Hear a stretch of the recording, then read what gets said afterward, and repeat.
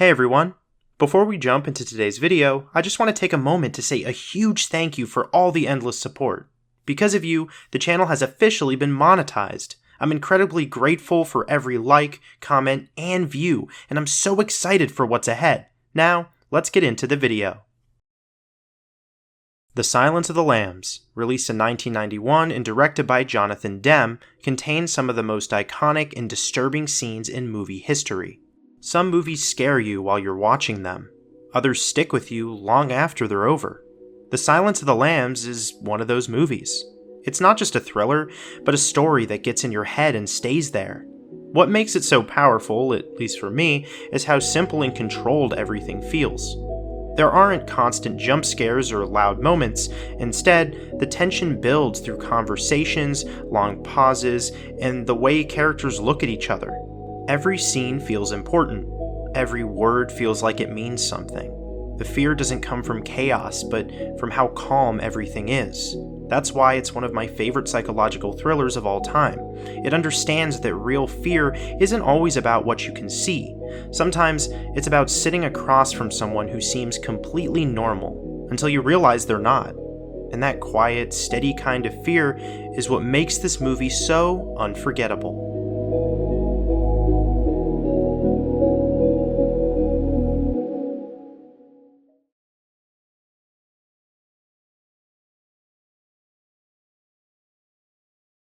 The story follows Clarice Starling, a young FBI trainee who's trying to prove herself while working on a case about a killer known as Buffalo Bill.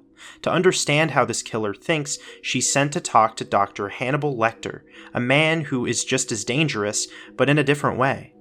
Lecter doesn't just give her answers, he studies her, pushes her, and slowly pulls out parts of her past, including the story about the lamb she heard screaming as a child, a moment that still haunts her. As the case goes on, Clarice gets closer to finding Buffalo Bill, but it's never easy, and it never feels safe. Each character plays a key role. Clarice brings determination and heart, Lecter brings control and insight, and Buffalo Bill shows the kind of horror that feels real and close. Scenes like Clarice and Lecter talking face to face, or the tense final moments in the dark, are what make the story so gripping from start to finish. As Clarice moves through her training and the case, you can see how hard it is for her as a woman in that space. She's often the only woman in the room, and people look at her differently, doubt her, or don't take her seriously right away. She has to stay focused, keep her head down, and prove herself over and over again, even when she's clearly capable. That's what makes her stand out. She doesn't let it break her, she just keeps going. And that's also what makes her scenes with Hannibal Lecter so interesting. Unlike everyone else, he doesn't talk down to her or brush her aside.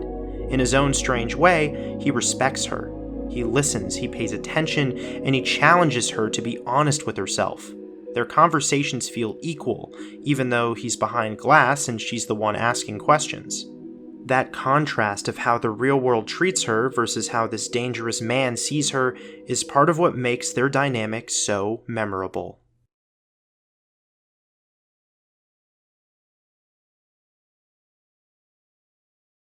Isn't there a way in which it's a little easier for an actor to play an insane man than it is to play a terribly ordinary man who has dimensions to him that have to be seen? Yeah. Like this man that you play is proper, he's repressed, he does not like the lower classes, he eventually collapses. It seems to me, in a way, it would be harder to play someone like that than to play a madman. Well, because of one's vanity, you always want to look good, you always want to be the sympathetic character. So playing Wilcox, you don't have much chance. But what I try to do is, I'm wearing that silly cap, and looking like, whatever they call it. And, but it is difficult, but not as difficult as that, but it's much more fun playing the villains. Is it? Oh, yes. Yeah. To see what a son of a bitch you can be. Yeah, it's much more dimension to it. Yeah. Have you known any madmen? Other than those in our profession, I mean, names that leap to mind right away. Yes, I mean by that, have you ever been in the back ward of an old asylum? Or no, but I've actually met a madman who was on the loose in London, and that's pretty scary. Yeah. And I had coffee with him one day. I realised how nuts he was. He never blinked. So I based That's lecture. Interesting. Never blinked. Kept asking me questions. Then before you could answer them, he'd ask you another one and another one. And in the end, it made you feel that you were in a different reality. So at any given moment in talking with him, you didn't see the insanity? No, you completely. It's like somebody I used to know, a woman who used to sort of kick you on the shins and then say, "Don't you have a sense of humour?" and smile. That kind of madness. Mm-hmm. You know, they could change reality for you, but those people can really manipulate you. I think Kathy Bates in Misery is the most brilliant piece of mad acting I've ever seen. When you really sit with The Silence of the Lambs, it becomes clear that the criminals are not just there to scare you, but to slowly let you into the way they see the world, piece by piece. And that's what makes every scene they're in feel so heavy and hard to shake. With Hannibal Lecter, the first moment you see him standing still in his cell is already unsettling, not because he's doing anything loud or violent, but because he's completely calm, almost polite, like he's been waiting just for you. And when Clarice walks in, the way he looks at her feels like he already knows things about her that she hasn't even said yet. Every one of their conversations becomes its own kind of battle, especially the scene where he asks her about the lambs, because instead of helping with the case right away, he pulls her into her own past, making her relive something painful, and you start to see that for him. Understanding people is more interesting than escaping or hurting someone in that moment. Even later, when he agrees to help in exchange for small personal truths, it's not just a deal. It feels like he's carefully building a connection, one that gives him power without ever raising his voice. Then there's Buffalo Bill, who feels completely different, but just as disturbing in a quieter, more hidden way, especially in scenes like when he pretends to be hurt to trick his victim, which shows how he uses normal behavior as a mask, making something everyday feel suddenly unsafe. The moments in his house are some of the most tense, not because of fast action, but because of how slow and personal everything feels, like when he watches his victim from above or speaks to her in a calm, almost casual tone, which makes it even more chilling because it shows how normal he thinks his actions are. And the final scene in the dark, where he follows Clarice using night vision, is so powerful because it puts you right into his perspective, turning him into a quiet observer while she's completely unaware, flipping the usual idea of who's in control.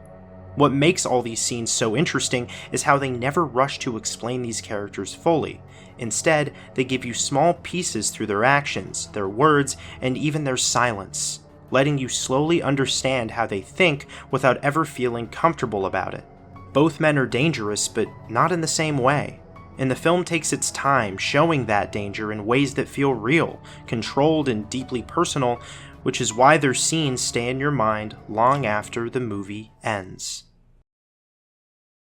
Real quick, if you're enjoying this video and want to support the channel in a bigger way, check out my Patreon. It's a great way to help me keep creating. You'll get some cool extras like behind the scenes stuff, early access, and more. Links in the description if you want to take a look. Thanks so much.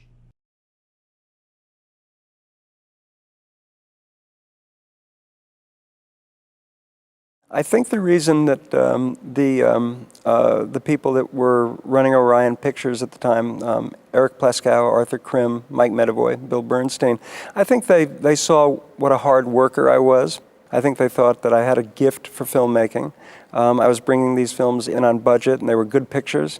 And I think that they just felt that we had a relationship going, that the time had come for them to trust me with this new book. Of course, at the time, nobody knew, I didn't know, or the people at Orion didn't know that Silence of the Lambs had the potential for being such a big success. We thought it had the potential for being a very strong movie that could hopefully do well at the box office. So, yeah, I had no qualifications for thrillers, but I think they knew how much I loved actors and what have you. So happily, they gave me the opportunity.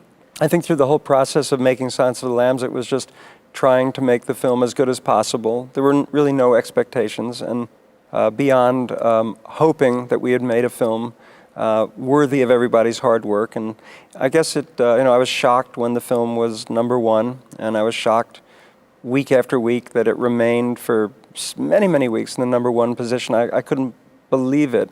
And then later when it started receiving some awards and what have you, it was wonderful, but it was all,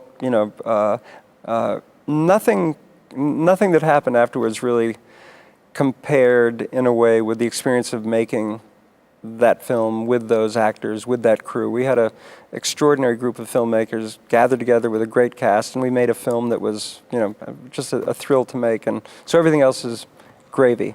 The story behind The Silence of the Lambs didn't just appear out of nowhere. It came from a mix of real ideas, careful writing, and a deep interest in how people think, especially the darker parts of the mind. The film is based on the novel by Thomas Harris, who had already created the character of Hannibal Lecter in an earlier book, but in this story, he really focused on making Lecter more than just a criminal, turning him into someone who understands people in a way that feels almost too sharp and personal. Harris was inspired, in part, by real-life criminals and the early work of criminal profiling, which was becoming more important at the time, and that's where the idea for Clarice Starling comes in, a young trainee trying to learn how to get inside the minds of killers while also dealing with her own past. When the book was adapted into a film by Jonathan Demme and screenwriter Ted Talley, they made sure to keep that focus on psychology and character rather than turning it into a typical fast-paced crime story. They leaned into quiet moments, close-up shots, and long conversations, because they understood that the real tension comes from what's being said and what's being held back. The character of Buffalo Bill was also shaped to feel grounded in reality, pulling from different real cases to create someone who feels disturbingly believable, not exaggerated or over the top. The themes of fear, control, identity, and power were all built into the script very carefully, especially through the way Clarice is treated by others and how she pushes forward anyway, which adds another layer to the story behind just catching a killer. All of these ideas came together because the creators wanted to explore what drives people, how trauma shapes them, and how someone can face that darkness without losing themselves. And that's what gives the film its lasting impact.